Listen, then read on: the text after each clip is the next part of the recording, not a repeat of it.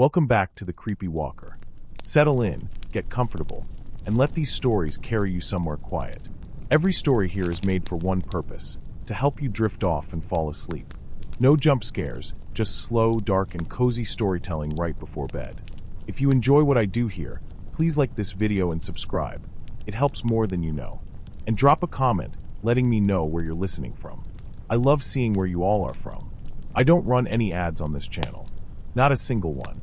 These videos are completely free for you, and I want to keep it that way. If you'd ever like to support me financially, I have a Patreon. The link is pinned in the comments and in the description below. Even the smallest support means everything and keeps this channel alive. Now, get comfortable. Close your eyes if you'd like. Let's walk.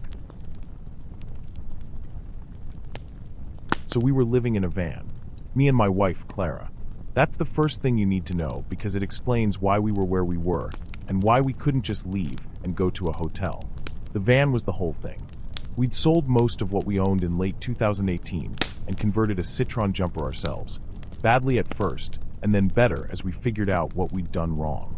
Clara did watercolor commissions, portrait work mostly, and she could do that anywhere she had decent light and a Wi-Fi connection. I was doing some remote translation work, Czech and Slovak into English, which is a long story I won't get into. The point is we didn't need to be anywhere specific. We could park and stay and move on. That was the whole system. We'd been moving through the Czech Republic for a few weeks by then. This would have been September of 2019. We weren't totally new to it by that point. We'd done France, we'd done parts of Germany and Austria. We had a rhythm. You find a spot on one of the apps, you check it, you either stay or you don't. Usually you stay 2 nights, 3 at most, and then you move. The problem that had come up, and this had started maybe a month before what I'm going to tell you, was that we'd had 2 bad experiences at proper official campsites. Someone had gone through the passenger compartment of the van while we were asleep in the back. Took nothing significant either time, which almost made it worse, because it meant whoever did it had been thorough enough to determine there was nothing worth taking. The second time, they'd also let the air out of one tire. Not slashed, just deflated. And after that we started avoiding the official sites and just finding places to park on our own. Fields, pullouts, unpaved tracks alongside agricultural land. It worked well enough. The spot outside Brno, or near Brno, I'd have to look at a map to tell you exactly how near, was one I found by just driving. I wasn't using an app. We'd been on a secondary road, and I saw a track heading off into what looked like an orchard, and there was enough space at the end of it to pull in and not be visible from the road. That was the main thing I was looking for by that point. Not visible from the road. It was pear trees. I know that because the smell was very strong, that fermented sweetness you get from fruit that's been on the ground too long. It was all over everything. After about 10 minutes you stopped noticing it, but it came back whenever the air moved. There was a village nearby. I could see a church tower from where we parked, but I couldn't tell you the name of it. I looked it up afterward, and I think I have the wrong one. I've never been certain. We'd been there maybe an hour. It was getting toward evening when a man came walking through the orchard. He was older, maybe 65, maybe older than that. He had a bucket, and he was collecting snails off the ground. I don't know if that's a thing people do for eating or for something else, but he was picking them up and putting them in the bucket, and he was moving slowly, looking down. When he got close enough to notice us, he looked up, nodded once, and kept going. He didn't stop. He didn't say anything. He went past us and continued through the trees. Then after a while we could hear him whistling somewhere in the orchard. It wasn't a full tune. It was short, a few notes, and then a pause, and then the same few notes again. It kept going at intervals. Sometimes closer, sometimes further off, but it kept going. We ate dinner. Clara worked on something, a commission she was trying to finish. I read for a while. The whistling had stopped at some point, and I hadn't noticed when. We had a motion-activated light on the back of the van, one of those cheap ones with a PIR sensor, and we used it when we were in unfamiliar spots because it gave us a few seconds of warning if something was moving around outside. Animals set it off constantly, foxes and hedgehogs mostly, so it wasn't alarming when it triggered. We'd learned to just register it and go back to what we were doing. It went off around midnight. I looked out the small window on the side and didn't see anything. Clara said foxes. I said probably. It went off again about 15 minutes later, and again there was nothing obvious outside. I wasn't alarmed. I want to be clear about that, because I think you need to understand the sequence of how I started to pay attention to things. At that point, I was not particularly alert. What made me go outside was not the light going off again. It went off a third time, and I still didn't go outside then. What made me go outside was that I noticed, when I looked out the side window, that there were pieces of cloth tied to the branches of the pear trees. I could see a few of them in the light before it switched off again. Pale fabric, strips of it fluttering. I hadn't noticed them when we'd parked because it had been getting dark and I hadn't been looking at the branches. So I took the headlamp and I went out to look. There were hundreds of them. Not dozens. Hundreds. On every tree I could see, tied to branches at various heights, some low enough to touch and some up near where the branches split. The cloth was in different conditions. Some of it looked recent, stiff and white. Some of it was so old and weathered it was basically gray, and when the air moved it barely held together. The oldest ones looked like they'd been there for years. Some of them had writing on them, but it was too faded to make out, and I didn't touch them. I walked maybe 30 meters into the orchard in one direction, and then came back. They were on every tree as far as I could see. I was standing there with the headlamp looking at this when the whistling started again. Same pattern as before. A few notes, pause, repeat. It was coming from somewhere in the trees, not far off. I couldn't see a light source. I stood there for what I'd estimate was about 2 minutes, and then I went back to the van. I got in and I told Clara what was out there. She came and looked through the window. The motion light had come back on by then, and you could see the cloth strips moving in the nearest trees. She said maybe it was something to do with the orchard, like a method for keeping birds away. I said maybe. We agreed we'd leave in the morning, instead of staying a second night. Then I thought we should probably just leave now, and I went to start the van. The engine didn't do anything. Not a crank, not a click, not a relay sound. Nothing at all. I tried again. Same result. I checked the dashboard, and nothing was live, none of the warning lights, nothing. It was as if the battery had been entirely disconnected. I got out and opened the bonnet and looked at the battery terminals, and they looked fine to me. I'm not a mechanic, but the cables were on, and there was no obvious corrosion or disconnection that I could identify in the dark with a headlamp. I got back in the van. Clara was sitting very still looking at the windshield. The windshield was covered in handprints. Muddy handprints on the outside of the glass, pressed flat, layered over each other so that they covered the entire surface. Not smeared, not dragged. Pressed. You could see individual fingers in some of them. They were layered in the center more than at the edges, and built up thick enough in the middle that the glass was opaque. I had been outside maybe 3 minutes. Clara had been sitting in the back and had not heard anything. We both sat there. I don't know for how long. Then I checked the side windows and the rear window. Nothing on those. Only the windshield. The motion light went off again. I looked out the side window. There was nothing I could see. I tried the engine again. Nothing. We sat in the back of the van for the rest of the night. The whistling came and went. At one point it was very close, right outside, and then it moved off. The motion light triggered 8 or 9 more times. It was a 2-second activation, and then dark again. I stopped looking out the window after the 4th or 5th time, because there was never anything to see. In the morning, around 5:30 when it got light, I tried the engine again, and it started immediately. First turn. No hesitation. I didn't open the bonnet. I didn't try to understand why it had started. I just drove to the road, and then to a petrol station about 6 kilometers away, and we parked there, and I sat in the driver's seat for a while. The handprints were still on the windshield. I got paper towels from inside the station and cleaned them off. The mud was dry by then. It came off in flakes. I cleaned the whole windshield and threw the towels away. We talked about it at the petrol station. Clara thought someone, maybe the man with the snails, maybe someone else, had tried to scare us into leaving and had disabled the battery somehow and then reconnected it in the night. She thought the whole thing was a territorial thing, someone who didn't want people parking on that land. That made sense to me. It still makes sense to me as an explanation for some of it. What I keep coming back to, and this is the part one don't know what to do with, is the handprints. If someone wanted us to leave, blocking our view wouldn't help them. We weren't going to drive through a windshield we couldn't see out of. If anything, it kept us there longer. And the engine was already dead when she pointed at the windshield. So it wasn't a warning to get out. We couldn't have gotten out if we'd wanted to. I've thought about it a lot, and I can't find the logic in it. Maybe there isn't logic in it. Maybe the two things aren't connected, and the handprints are something else entirely, and I just have no way of knowing what. We left the Czech Republic about 2 weeks after that. Nothing else happened that I'd call unusual. We went to Slovakia, then Poland, then started heading back west. In December we flew home for Christmas, and we never actually went back to the van. It's still there, in a storage facility outside Lyon. We keep saying we'll go collect it. I've looked at maps trying to find that village. I've found a few candidates, but I've never been sure. I haven't gone back to check.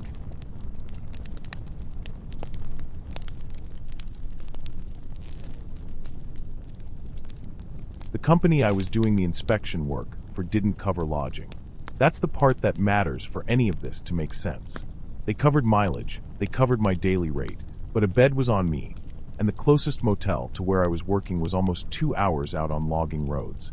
So I was either driving 4 hours a day on top of the work, or I was camping. I camped.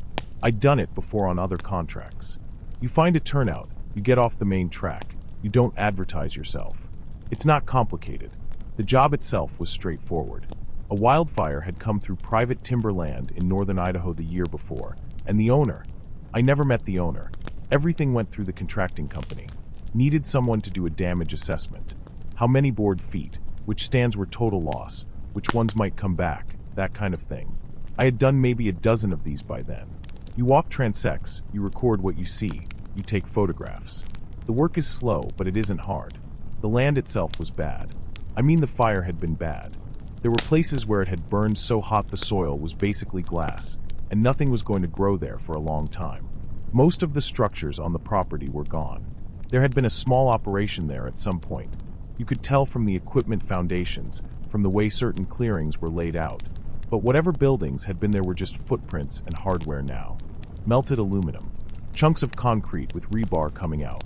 The fire had taken the moisture out of everything, and then the rain had come back in, and now the whole area had this quality to it where sound didn't behave the way it usually does.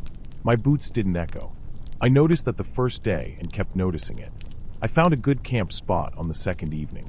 There was an old skid trail that branched off one of the main logging roads, and I followed it maybe a quarter mile in before it dead-ended at a collapsed water tank. The tank was on its side, and the area around it was clear enough to pitch a tent. I set up there, and right next to where I set up there was a pile of cedar branches, fresh cut, stacked in a way that wasn't random. I figured it was a survey crew. Before my contract, somebody had obviously been out there doing preliminary work, and survey crews sometimes do that kind of thing, cut branches to mark areas, or to sit on or whatever. I didn't think about it past that. I made dinner that first evening, and I was cleaning up when I started seeing the other things. There was a coffee can wired underneath a stump about 30 feet from my tent. Wired under it so it was protected from above, and it had a small hole punched in the side of the stump that was directing water into it. It was full of clean water. Rainwater collected. Someone had set that up, and it was being maintained. You could tell because there was no debris in it, no leaf litter, nothing that would have accumulated if it had been sitting there since before the fire, or even since the spring. Someone had been clearing it out. I found the boot scraper maybe 10 minutes later. It was made from antlers nailed to a shortboard. Functional. The kind of thing you make if you're going to be somewhere for a while, and you're tired of tracking mud into wherever you're sleeping. And then I found the fishing line. It was strung between two standing snags at about shin height, maybe 20 feet off the skid trail. I almost walked into it. It wasn't a tripwire in any movie sense, it was just fishing line, but it was strung there deliberately, and it was recent because it wasn't weathered. I went back to my camp, and I sat there for a while. The thing is, none of those items individually means anything. A coffee can under a stump, that's nothing.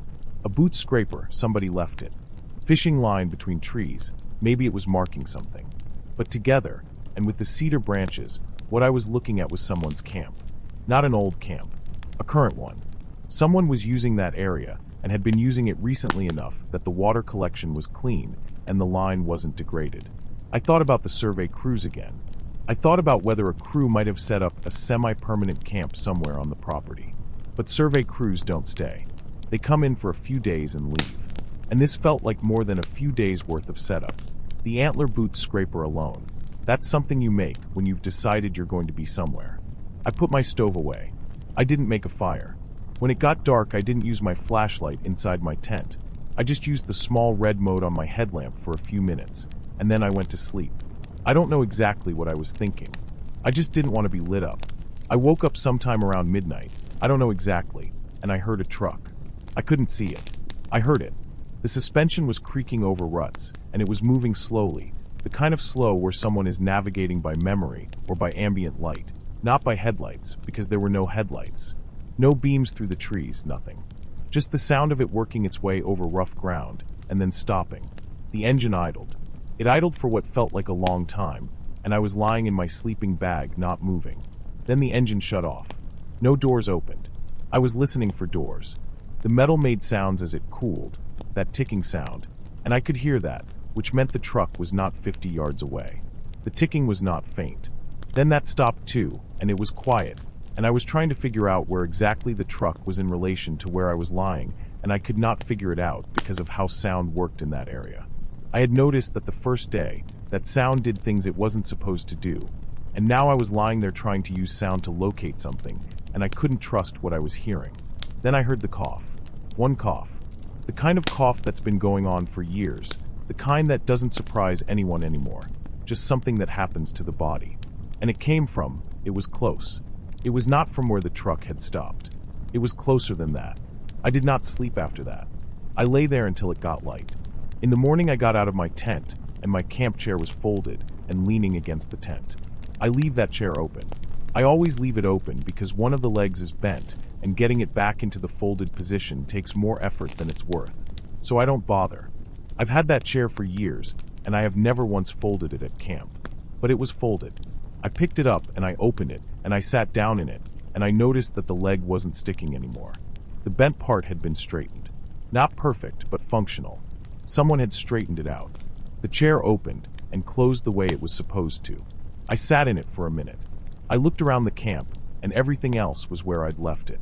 My gear was untouched. My truck was where I'd parked it. Nothing was missing. The chair was the only thing that was different, and whoever had done it had fixed it while they were at it. I broke camp that morning. I didn't finish the transect I was supposed to finish. I just pulled my gear and drove out to the main road and sat there for a while. Then I drove to the contracting company's regional office, and I told them I'd found evidence of unauthorized occupation on the property, and that I thought someone was living out there, and that they should probably notify the property owner. The person I talked to took notes. They said they'd pass it along. I asked if there had been any reports of squatters on the land before, or anyone living in the burn area. The person said they didn't have that information. They said the property owner was hands-off and communicated mostly through a lawyer. I asked if the lawyer's name was anything I might recognize. They said they couldn't share that. I finished the contract.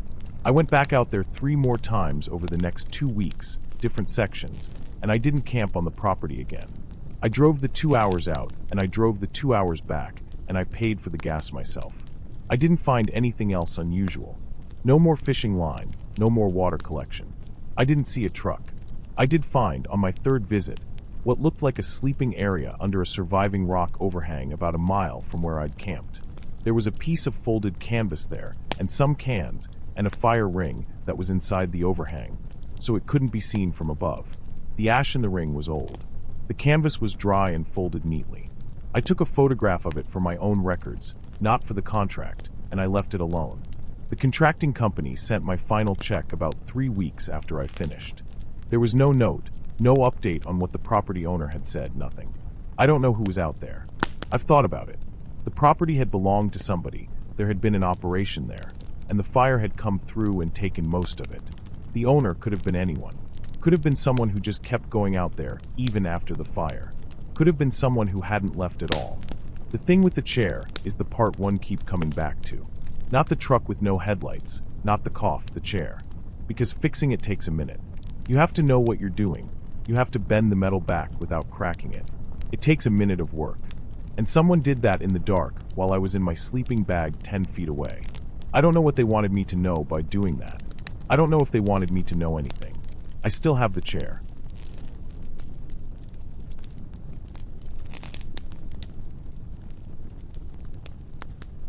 My brother and I used to kayak the Gulf marshes during duck-off season. That's the first thing you need to know, because if you don't know that part, then nothing else makes sense.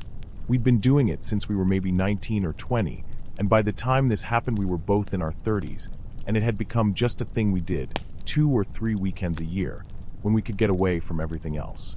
My brother's name is Dale. He's 4 years older than me, and he was the one who got me into it when I was still in high school, borrowing a friend's canoe to get into channels you couldn't reach by foot. We graduated up to kayaks eventually. We had our own gear. We knew what we were doing. We had been in bad weather out there and made it back fine. I want to say that because I don't want you to think we were the kind of people who didn't know what they were getting into. The spoil islands out there are basically just dredge piles. Whatever they pull up when they dredge the channels they dump somewhere, and it accumulates and the grass takes hold, and that's your island. They're not on any map that treats them as real land. Park Service checks them through the summer, June and July mostly, and then they stop checking. Dale had looked into this. He liked to understand exactly where the edge of something was before he made any decisions. He wasn't reckless.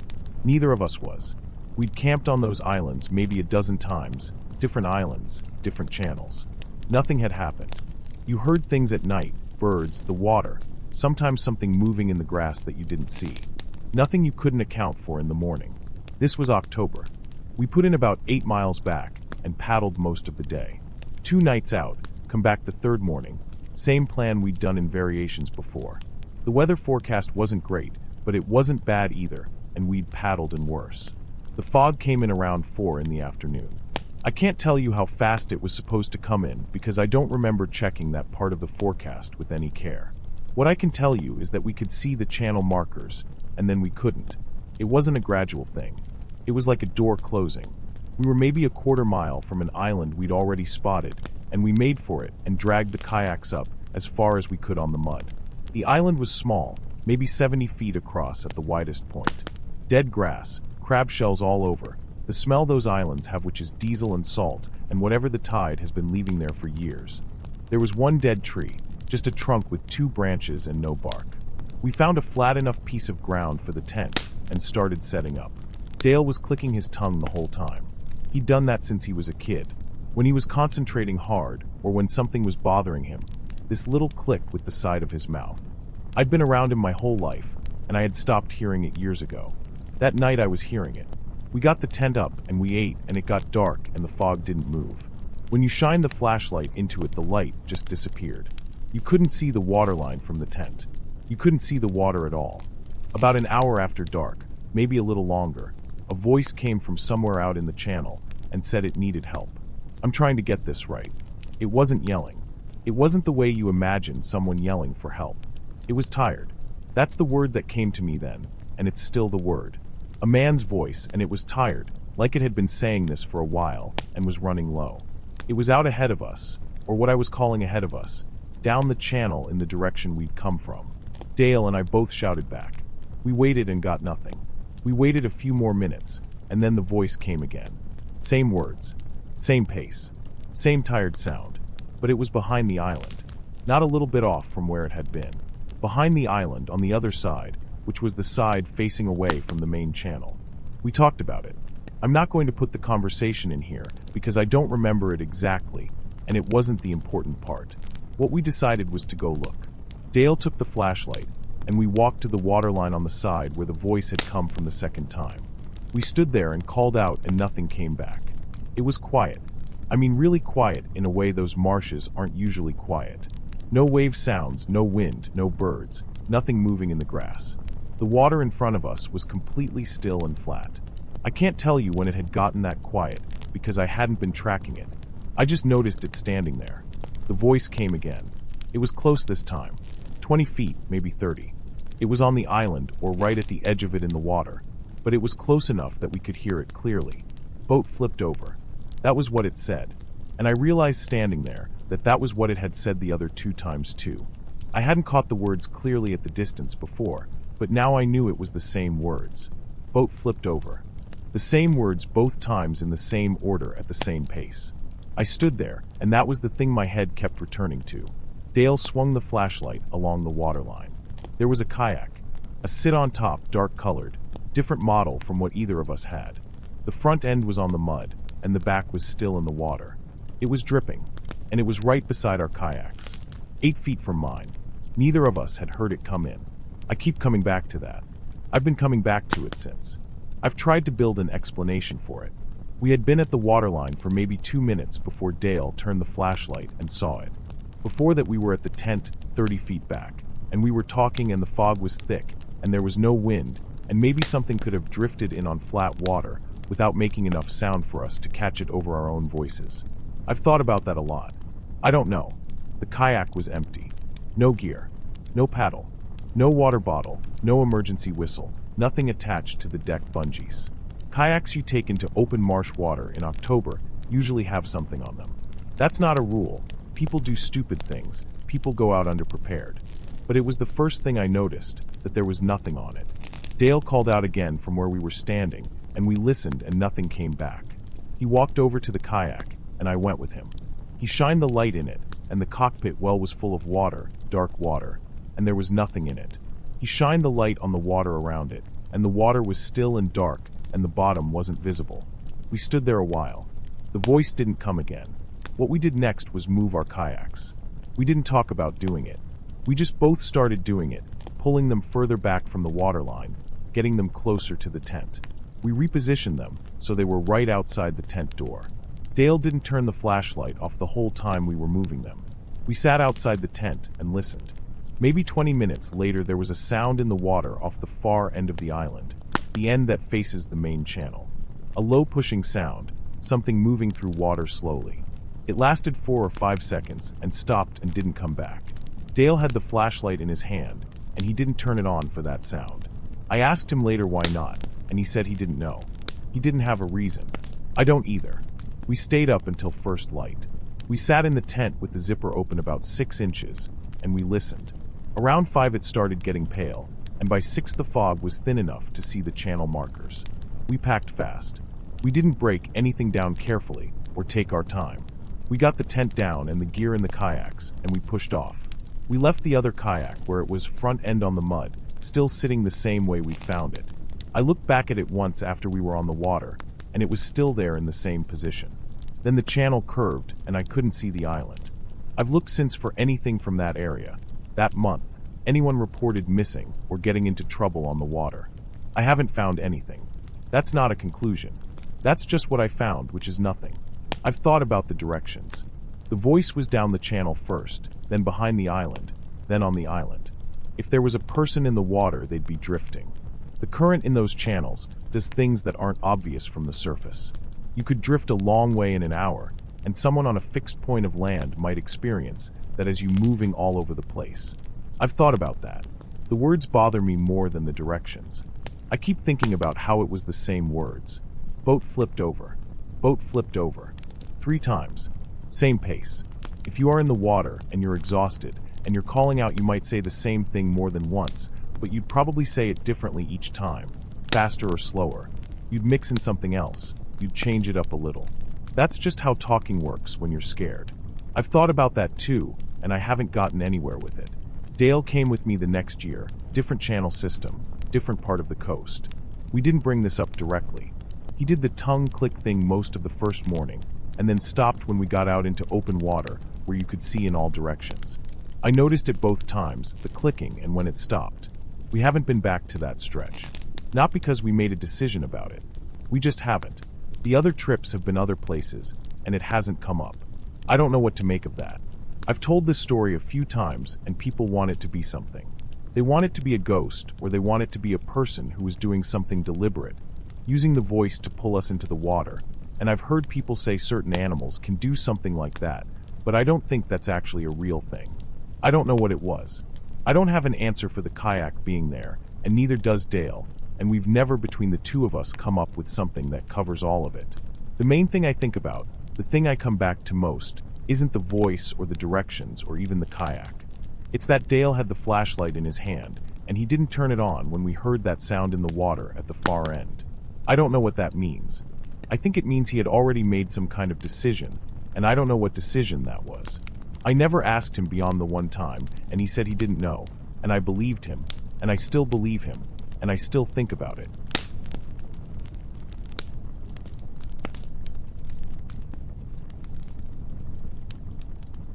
So I was doing this project, a book, photographing old ski resorts that had been shut down. abandoned ones, all through the upper Midwest. This was 2017, early winter, before Thanksgiving I think, and there had already been a hard freeze that came through earlier than anyone expected. The book was my idea. I was self-financing it, which meant I was cutting costs wherever I could, and one of the ways I cut costs was that I camped on-site instead of driving back to a motel every night. That's the context for why I was there after dark. I want to be clear about that, because otherwise the rest of it doesn't track. The resort I was at, I'm not going to say the name, but it had been closed since the mid-90s. Bankruptcy, I think, or something with the water rights. I never looked into it that carefully. It was in the northern part of Wisconsin, about 40 minutes off any road worth calling a road. The infrastructure was still there, mostly. The lifts, the towers, the cables. A lodge that had partially caved in on the east side. A ticket booth near the base that was still structurally okay, for walls and a roof. One of the windows had plywood where the glass had been. That's where I set up for the night because it blocked the wind and most of the snow. I'd been at the site for most of the day already. Got there around 10 in the morning, did the lower slopes and the base area, the lodge exterior, spent probably 2 hours just on the lift towers because the fog was doing something interesting with the light around midday. Then it got dark fast the way it does up there that time of year. I mean, it was dark by 4:30, and I made food on my camp stove inside the booth and got into my sleeping bag around 8 or 9. I had a wool cap that I'd been wearing all day, and it was damp from sweat and melted snow. So I took it off and set it on the little metal shelf that ran under the plywood window, near where the camp stove was still throwing some heat, just to dry it out overnight. That's why I remember doing that. I specifically remember setting it there. I woke up sometime around midnight. I don't know exactly what woke me. The cables were making noise, that humming sound they make when wind moves through them, like very low-pitched power lines. I'd been hearing that all day, so it wasn't that. I lay there for a minute, and then I got up and looked out the window, just the gap at the edge of the plywood, and I put my flashlight through the gap and turned it on. There were tracks in the snow outside. They started at the tree line, which was maybe 60, 70 feet from the booth, and they came straight across the open slope toward me and stopped right below the window. That was the part that made me look longer than I otherwise would have. They didn't go past. They stopped there. I couldn't tell right away what made them. They were narrow. Very narrow and long. I've seen deer prints, rabbit, raccoon, all of that. These were not any of those. The heel impression was elongated, and the front was spread into what looked like individual toes. I'm not going to say they were human footprints, because I don't know that for certain, and I don't want to say something I can't back up. But they were not any animal print I recognized, and I've spent a lot of time outside. I opened the door of the booth and stood there with my flashlight and looked around for probably 5 minutes. There was nobody there. No sound except the cables. The tracks were real. I could see them clearly. They were pressed down into the crusted layer on top of the new snow, deep enough that whatever made them had some weight to it. I followed them back toward the tree line with my light, but they just went into the trees, and I couldn't see past the first few feet of brush. I went back inside. I checked the door latch. It was the kind that you could push a piece of wood through to brace it from inside, and I did that. I took photographs of the tracks in the morning before I did anything else. The overnight snowfall had softened the edges, but they were still visible. I have those photographs. I've looked at them a lot since then, and I still don't know what made them. My plan for the second day was to hike up to the warming hut, which was about halfway up the main run, maybe 1.5 miles from the base, and then if conditions allowed, try to get closer to the summit lift station. The hut was one of the main things I'd come to photograph. It had this particular design, kind of a modified A-frame, that was specific to this region and this era, and most of them were already gone. I packed up my camp and left the ticket booth around 7:30. The hike up took maybe 45 minutes because the snow was uneven and there were places where the grooming infrastructure under it had rusted or collapsed, and you'd post through without warning. I was watching my footing most of the way. I saw the hut from about 100 yards out, and I saw the tracks before I got to the door. The same tracks. That same print, narrow heel, spread toes barefoot, pressed into the snow. They circled the hut, went around it twice, or what looked like twice, and then headed uphill toward the lift line. I want to be careful here about what I'm saying. I'm not saying it was impossible for someone to have walked up from the tree line during the night and circled this building. That is physically possible. What I'm saying is that I don't know why anyone would do that. There was no reason for anyone to be on this mountain. It was private property, posted, and you had to know it was there to find it. I had done research for weeks to locate it, and the temperature overnight had been around 4 degrees. I photographed the tracks. I went inside the hut, and it was empty. Some old equipment hanging on the walls, a bench, a dead heating unit in the corner. Nothing disturbed. I did my work in there, and then I decided to hike the rest of the way up to see if I could get anything usable from near the summit. The lift line ran straight up the fall line of the mountain. The towers were every 100 feet or so, and the chairs were still on the cable, or most of them were. They'd just been left there when the resort closed. A lot of places do that. It's cheaper than removing them. The chairs swayed a little in the wind and made a sound when they contacted the cable guides on the towers, a kind of irregular knocking. The summit station was a wooden structure built onto a steel frame. There was an exterior staircase that ran up the back of it so lift operators could access the machinery. I'd seen it in photographs before I came out, and I knew some sections had failed. I wanted to see if I could get close enough to shoot the building from below. I hiked up to maybe the 3rd tower from the summit. That put me close enough to see the staircase clearly. I could see that the bottom 2 flights were intact, and the 3rd flight had lost several treads and part of a railing. Above that I couldn't see from where I was standing. That's when I saw something on one of the chairs above me. It was my wool cap. I stood there for a while. I know it was my cap because it was the same color, that particular dark green, and it was the same style, and when I looked at it through my lens to get a better look, I could see the small repair I'd made to the brim with a piece of electrical tape. I put that tape on myself 4 or 5 months earlier. I had left that cap on the shelf in the ticket booth the night before. That was 2 miles downhill from where I was standing. I don't have an explanation for how it got there. I've tried to think of one. Maybe I picked it up in the morning without remembering, and it fell out of my pack somewhere on the hike up and caught on the chair somehow. That's possible in theory, but I checked my pack before I left the booth. I specifically checked it because I'd been worried about the cap being wet, and I wanted to know if it had dried. It wasn't in my pack. I remember registering that and thinking it was still on the shelf and being mildly annoyed that I was leaving it behind. But I don't know. I can't rule out that I'm wrong about that.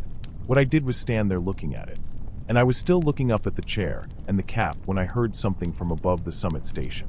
It was footsteps on the staircase. I mean, that's what it sounded like. Even separate steps, not the wind, not the cables, not the building settling. Something coming down the stairs. Slowly, not fast, but steadily. It stopped after a few seconds. Or I stopped being able to hear it, maybe because the wind changed. I hiked back down. I did not go up further. I want to be straightforward about that. I left. I packed my gear out and drove to the nearest town, which was about an hour, and I got a motel room. I went back the next morning to get photographs I still needed.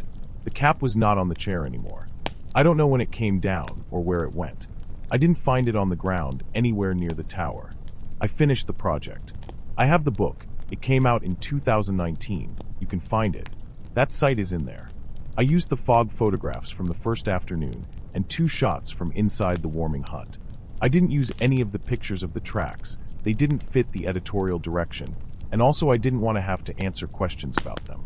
I've been back to that part of Wisconsin twice since then for other work, and I haven't gone back to that specific site. I don't have a reason I could explain for that. It's probably still there. The infrastructure doesn't go anywhere fast. That's really all I know about it.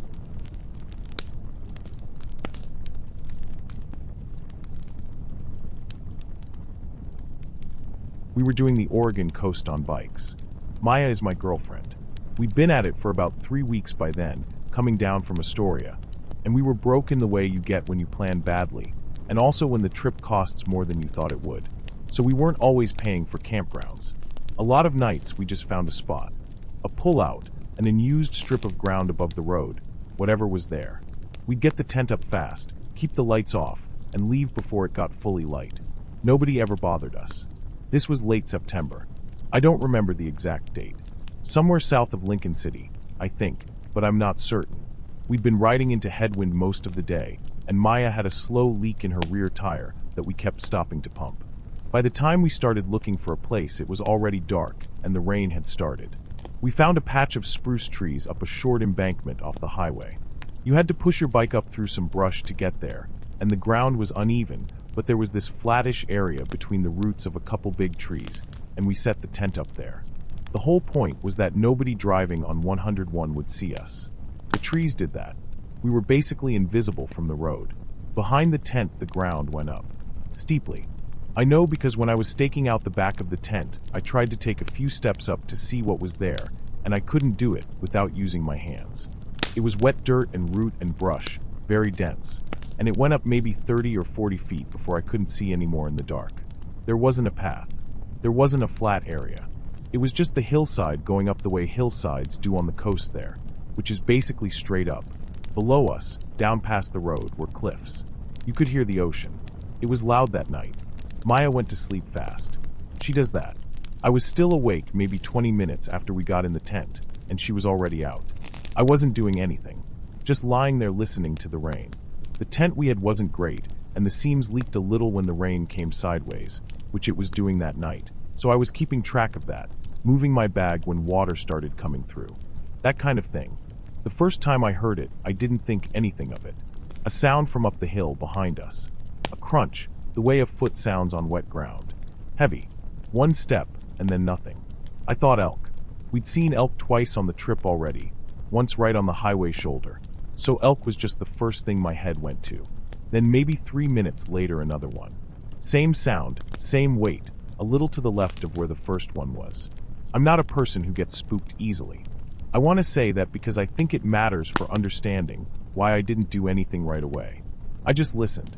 Then it happened again, further left, and I understood that whatever was making the sound was moving along the hillside above us.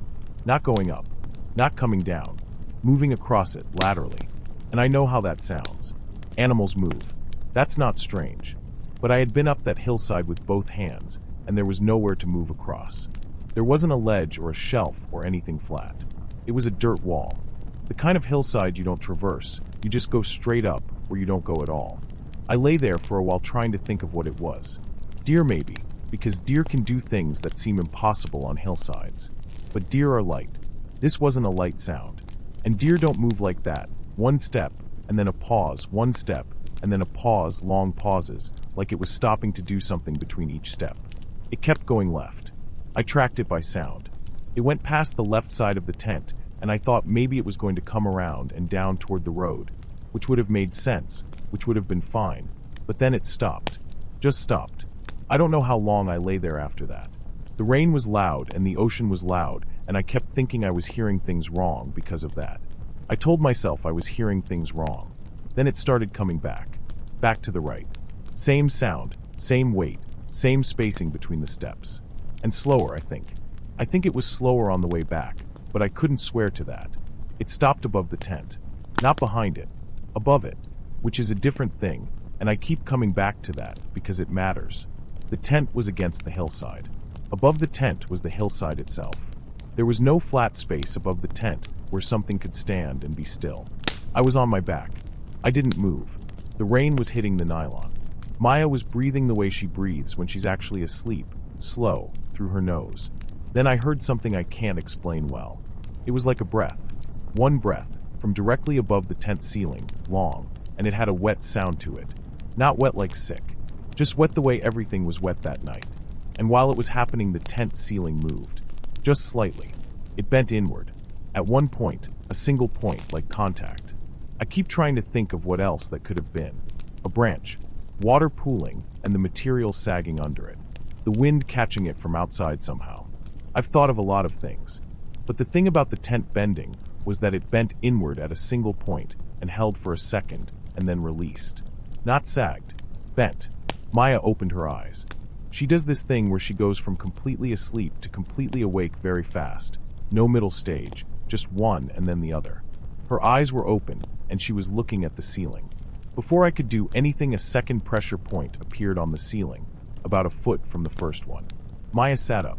She sat straight up inside her sleeping bag and put her hand on my arm. She didn't say anything. I didn't say anything. We both looked at the ceiling. The 2 points released together. The tent ceiling went back to where it was. Nothing else happened for maybe a minute. I was listening so hard I could hear my own pulse. Or I thought I could. The rain kept going. The ocean kept going. Then I heard a step, to the right. Back the way it had come. And then another one, further right. And then another, even further, fainter now. And then nothing. Maya and I sat there for a long time. At some point she got her headlamp and turned it on, and we both looked at the ceiling of the tent like there was something to see there. But it was just the ceiling of the tent. We looked at the back wall too. We didn't unzip anything to look outside. I want to be honest about that. We did not unzip the tent and look outside. After a while, maybe an hour, maybe longer, Maya turned the headlamp off.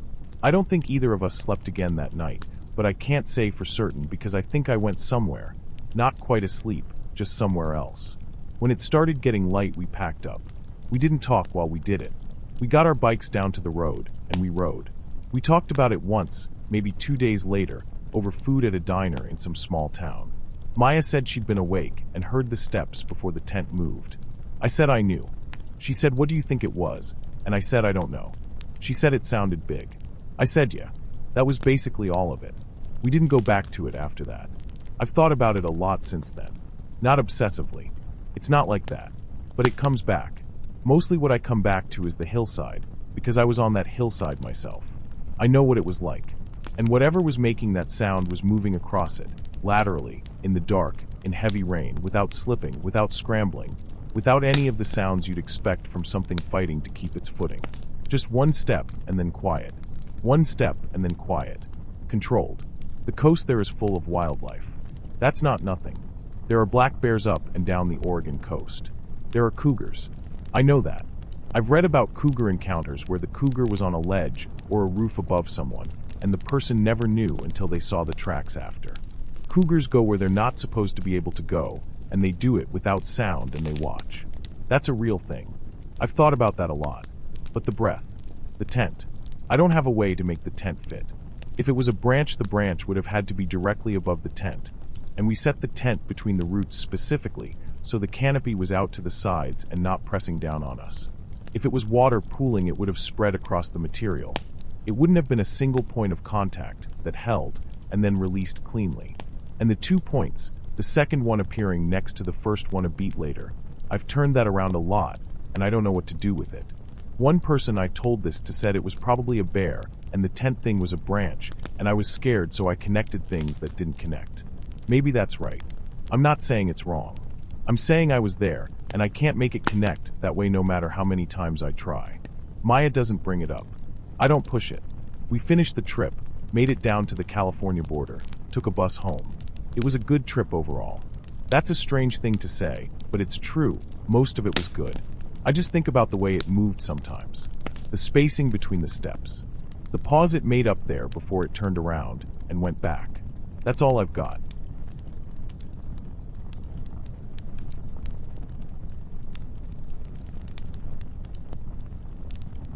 So the thing you need to know first is I was sleeping in my truck. Not because I had to, not at first, but my dispatcher. His name is Terrence. He runs the overnight routing out of Liberal. He pulled my motel reimbursement in March because I turned in a receipt 3 days late once, and it threw off something in his accounting, and that was it, gone, no conversation about it. I was making enough on the miles that I could have just paid out of pocket, but I didn't want to, because that's the principle of it, and so I started finding places to park. Grain elevators, rest stops, those pullouts on county roads where farmers leave equipment. I'd been doing it maybe 4 months by the time any of this started. I had a system. That's what I want you to understand. I had done this enough times that I had a system. Part of the system was the cone. Orange traffic cone, the short kind, rubber base. I kept it behind my rear passenger tire when I parked so I'd remember to check behind me before I pulled out. I hit a dog in Pratt in 2021 backing up. Not a big deal, it ran off, but it stayed with me, and the cone was just something I started doing. I moved it every time I stopped. It was mine. It lived behind the seat. The spot outside Buckland. I need to back up a little. I'd been through there maybe 6, 7 times on the Wichita to Liberal run. It wasn't a spot I'd used before, but I knew the co-op from driving past it in the day. There's a berm, like a raised lip of dirt along the edge of the lot, and behind it you're not visible from the highway. It was a Tuesday. I got there around 11, maybe 11:30. Killed the engine. Ate something. I don't remember what. Around midnight I started hearing gravel. Not a car, not an engine, just the sound gravel makes when something rolls over it slow. I figured it was a truck idling somewhere, maybe on the access road on the other side of the co-op, and the vibration was carrying. That happens. Or another driver circling, looking for a spot. That also happens. I didn't get out. I just laid there with my seat back, and after a while it stopped, and I didn't think about it again. Around 2 I got out to piss. This is the part one keep coming back to. Not because of what happened exactly, but because of how long it took me to register it. I walked around to the back of the truck, and the cone was moved. Not knocked over, not kicked out of the way. Moved. Set upright maybe 4 feet to the left of where I'd put it. I stood there with my flashlight, and I looked at it, and I looked at where it had been, where the tire had packed the dirt down a little, and I thought about whether I'd moved it myself without thinking. I do things automatically sometimes. You drive enough nights, you start to do things without registering them. So I just picked it up and put it back and went to bed. In the morning there was a receipt under my wiper blade. Gas station receipt, the thermal paper kind, already starting to fade a little at the edges. It was from the Valero outside Kinsley, which is where I'd stopped 2 nights before to fuel up 40 miles back east. And my total was circled. Not the date, not my plate, not my name. Just the dollar amount. In blue ink, ballpoint, pressed hard enough to dent the paper. I want to be clear about something. I thought about whether I'd put it there. I go through my pockets.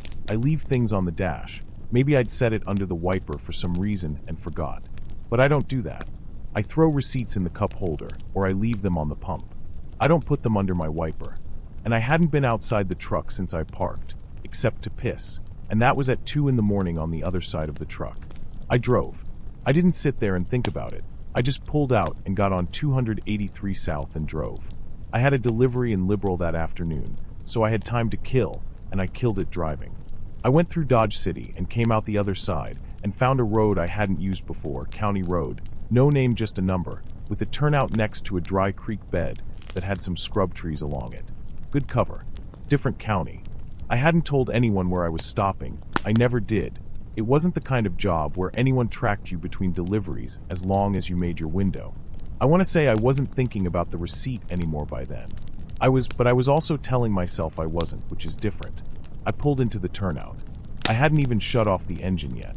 I was still pulling in, and my headlights swept across the edge of the turnout, and there was the cone. Not a cone like mine. My cone. I know because of the base. The rubber base on mine has a crease in it from when I drove over it once in a parking lot, like a fold in the rubber on the left side. And you can see it if you look. Same crease.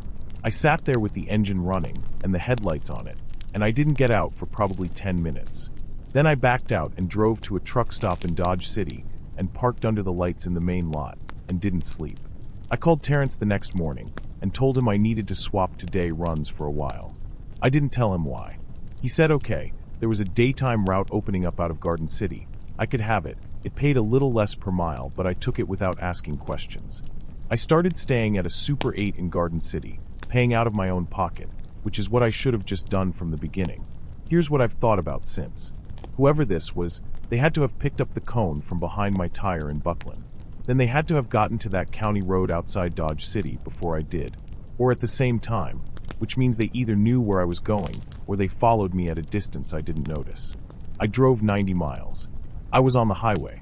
I watched my mirrors because of deer. I didn't see anyone following me. I'm not saying they didn't. I'm saying I didn't see it. The receipt is the part one can't put together. The Valero outside Kinsley. I paid at the pump with my card. I didn't go inside. There was nobody else at the pumps when I was there.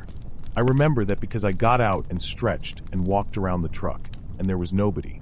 So someone either got into my truck at some point and took the receipt out of my cup holder, or they were at that gas station before me or after me and got a copy of the transaction some other way, which I don't know if that's possible. I don't know how receipts work on the back end. My card information wasn't stolen, I checked. Nothing showed up on my account. I drove that stretch of 283 6 times a week. Whoever it was would have had a lot of chances to watch me, to see where I stopped, to see my habits.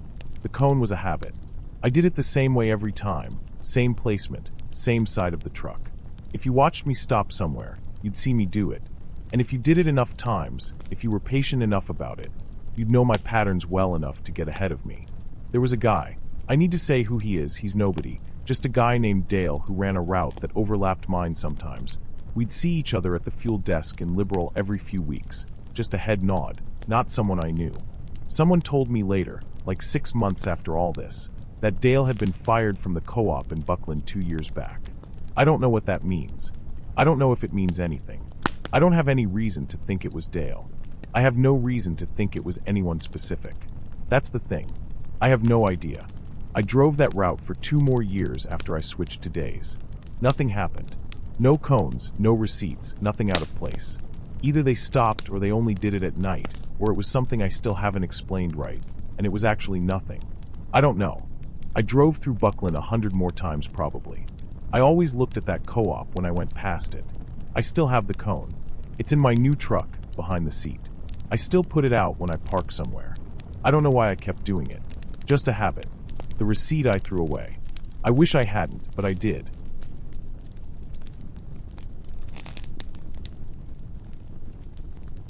My son and I used to take weekend trips to places most people don't go to on purpose. His name is Caleb. He was 11 at the time. This was about 2 years after the divorce, so he would have been 11, yeah.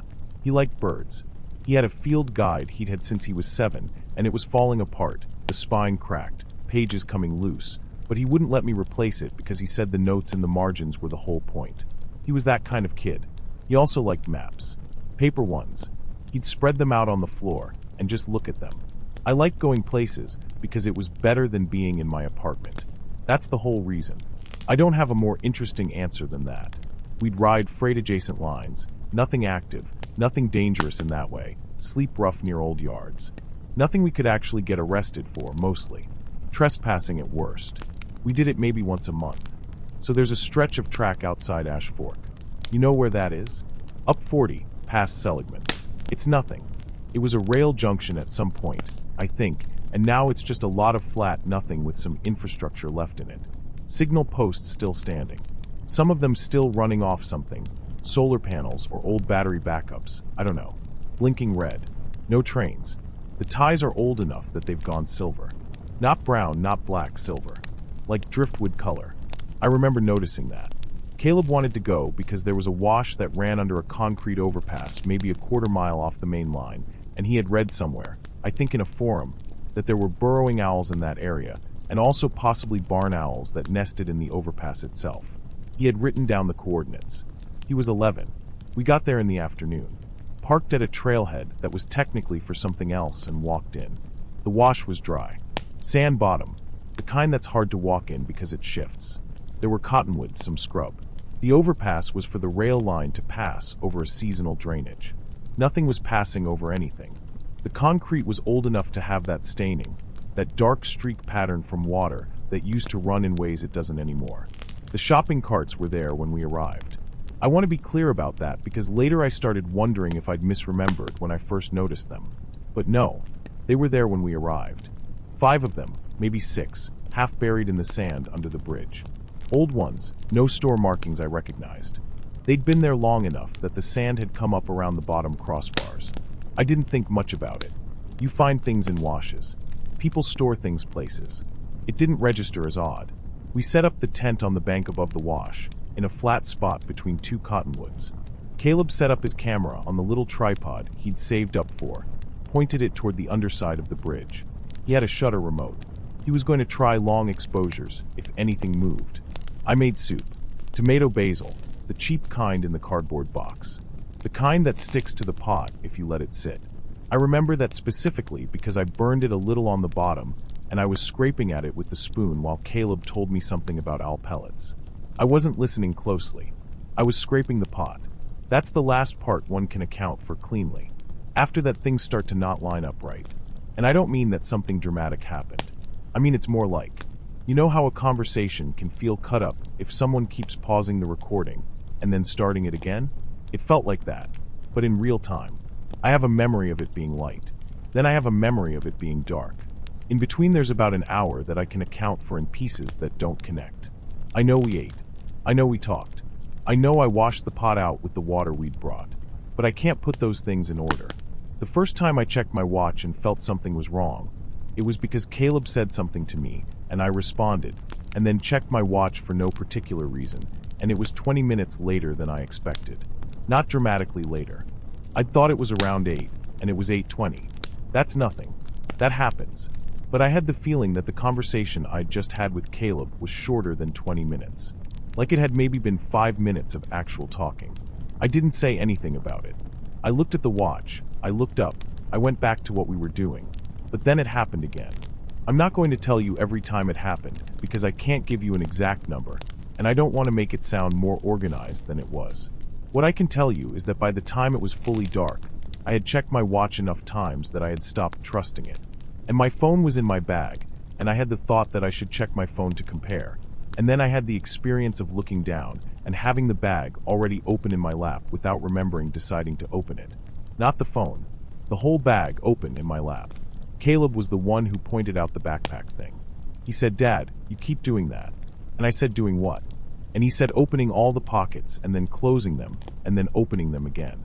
I didn't know I'd been doing it. He wasn't. He wasn't saying it like something was wrong. He was saying it the way kids say something when they're mildly annoyed. Like when you click a pen too many times. He went back to looking at his camera screen. I put the bag down. I looked at the carts. This is where I have to be careful about how I say this, because I know how it sounds. The carts were not in the same arrangement they'd been in when we arrived. When we got there, they were in a loose cluster, kind of nested, the way carts end up when someone pushes them together. Interlocked, more or less. When I looked at them in the dark with my headlamp, they were spread out. Not dramatically. Not in a circle or anything like that. Just more spread out. Maybe 8 feet between them instead of 2. And they were facing different directions. I thought about it, and I decided an animal had moved them. A coyote. Something moving through the wash. Sand is soft. Carts move. They were on a slight incline. I filed it and moved on. Then maybe an hour later, and I say maybe because I had stopped fully trusting my watch, they were moved again. Or arranged again. I didn't see them move. I just looked up, and they were different. Closer together than before. Not nested like at the start. Just close. And they were. This is the part one don't know how to say, without sounding like I'm adding to it. They were oriented toward us. Not precisely. Not like they'd been placed. But the open ends, the fronts, were facing our direction. Most of them. I went and stood at the edge of the wash and shone my headlamp under the bridge. I was looking for an animal. Something that could have pushed them. There was nothing under there that I could see. The sand was disturbed. There were tracks in it. But sand in a wash looks like that. That's what sand in a wash looks like. I went back up the bank. Caleb had been quiet for a while, and I looked over, and he was standing about 30 feet down the wash from where we were camped. Just standing there, facing the underside of the bridge. His hands were at his sides. His headlamp was off. Kids do that. They zone out. They get into their heads. I wasn't worried about it. I looked at him for a minute, and he didn't move, and I was about to say his name when I heard it. Under the bridge. The sound of a cart being pushed. That specific sound. Metal and plastic, and the wheel that always sticks, the one that makes it drag and rattle. Back and forth. Not fast. Not slow. Just back and forth. I looked at Caleb. Both his hands were at his sides. Neither hand was touching anything. He was 30 feet from the bridge. I looked under the bridge. My headlamp didn't reach all the way to the back of it. There was a portion I couldn't see clearly. The sound kept going. Back and forth. I called Caleb's name. He didn't answer. I called it again, louder. He turned around slowly and looked at me, and I said, "Come here," and he came up the bank, and I said, "What were you doing?" And he said, "Nothing, looking." I said, "Looking at what?" He said, "The bridge." I said, "How long have you been standing there?" He said he didn't know. I told him to get in the tent. He didn't argue, which was unusual. He just went. The cart sound stopped around the time he got into the tent. I don't know if those things were related. Probably they weren't. Probably it stopped for its own reason, whatever the reason was. I stood there for a while. I had my headlamp pointed at the space under the bridge. I was looking for someone. A person. Someone who came to that wash regularly and stored their carts there, and moved them around, and pushed them back and forth for whatever reason. That's a real explanation. People live in washes. People use drainage infrastructure for shelter. That's a real thing that happens, especially in the Southwest. Someone could have been back there in the dark portion of the bridge, and I couldn't see them. I called out. I said hello a couple of times. Nothing moved. No answer. I went back to the tent. I didn't sleep. I'm not going to tell you why, because I don't know how to say it without it sounding like more than it was. I just didn't sleep. I lay there and I listened. Caleb slept. He was on his back, and I could see his chest moving. In the morning, the carts were back to being mostly nested. Not exactly the way they'd been when we arrived. A little different. One of them was turned sideways. Caleb woke up and asked if I'd seen any owls. I said no. He was disappointed, but not very. He started packing his camera equipment. I watched him do it. I kept watching his hands. I don't know why.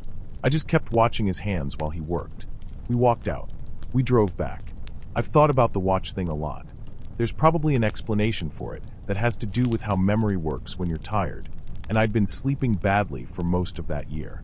The cart sound has an explanation too, the one I said about a person back in the dark part of the bridge. Those are real explanations. The part one don't have an explanation for is the backpack. I don't remember doing it. Caleb said I was doing it for a while, opening all the pockets and closing them.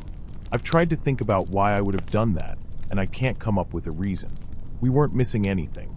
Nothing was lost. I've looked at the photos Caleb took that night. He had the camera running on the remote trigger, pointed at the underside of the bridge, doing long exposures every few minutes. There are about 40 images. None of them have a person in them. None of them have anything in them except the concrete and the carts and the dark. I've gone through them a few times. I keep looking at the carts in the background, in the ones where they're partly in frame, trying to see if I can track the arrangement from photo to photo. I can't tell. The angle isn't right, and the exposures blur things. I don't know what I'm looking for in them anyway.